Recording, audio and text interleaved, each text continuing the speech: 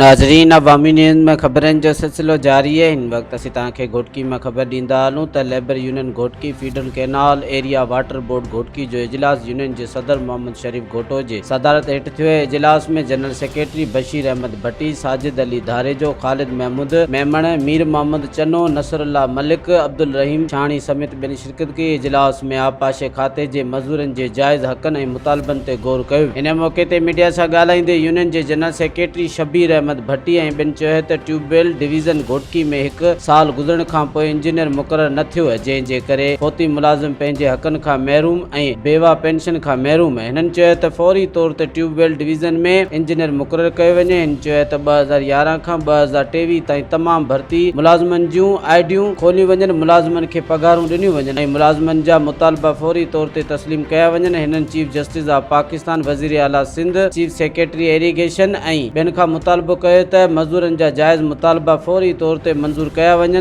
ॿी सूरत में ईद खां पोइ डायरेक्टर सेडा घोटकी जे ऑफिस साम्हूं एहतजाजी धरनो हयो वेंदो। मज़ीद खबरों और तफसीलात के लिए विजिट करें हमारी वेबसाइट www.awamiNewsHD.com।